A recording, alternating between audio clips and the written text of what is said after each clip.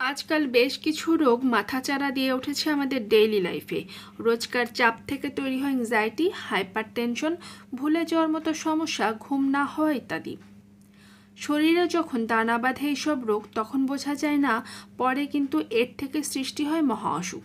এক মুঠো শুকনো নয়নতারার ফুল ও পাতা আপনি যদি পানিতে ফুটিয়ে নিয়ে চায়ের মতো করে তৈরি করতে পারেন এবং এরপর সেটা ছেঁকে 1 চা চামচ মধু মিশিয়ে প্রতিদিন সকালে খালি পেটে 1 কাপ করে খান, খুব তাড়াতাড়ি ফল পাবেন। মৌমাছি, ভোমরা, বোলতা, কাঠপিঁপড়ে প্রভৃতির হুলের জ্বালার ব্যথা পেতে মুক্তি পেতে নয়নতারার পাতা থেতো করে সে রস বা পাতা বাটা আপনার ক্ষতস্থানে লাগালে আপনার ক্ষত দ্রুত শুকিয়ে যাবে। ডায়াবেটিস থেকে মুক্তি পেতে নয়নতারা ফুলের গুরুত্ব অপরিসীম। নয়নতারা গাছের ফুল ও মূল শুকনো হলে 1 গ্রাম আর কাঁচা হলে 2 গ্রাম একসঙ্গে করে মাঝারি মাপের 1 কাপ পানিতে সারা রাত ভিজিয়ে রাখুন।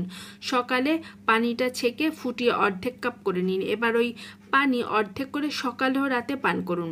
দিন 10 ব্যবহারের পর পুনরায় রক্ত পরীক্ষা করিয়ে নিয়ে ডাক্তারের পরামর্শ নিন। কয়েকদিনের মধ্যে আপনার ঘন ঘন প্রস্রাব হওয়া এবং অন্যান্য উপসর্গগুলিও কমে গিয়ে নিয়ন্ত্রণে আসবে আপনার ডায়াবেটিসের মতন অসুখ।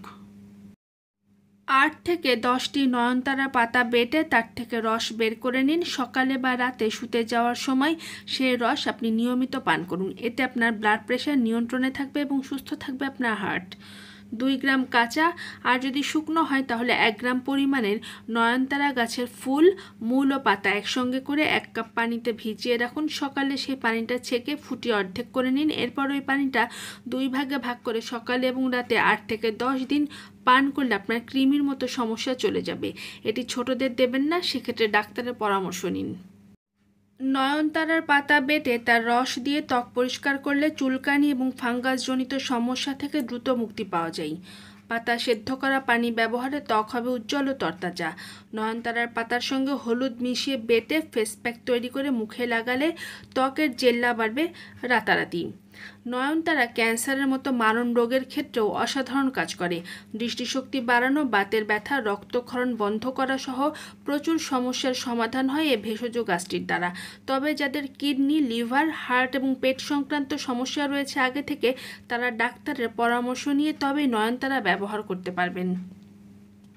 সাধারণত অসুখ হলে তবেই আমরা ওষুধ খাই এবং রোগ প্রতিরোধের ব্যাপারে সচেতন হই।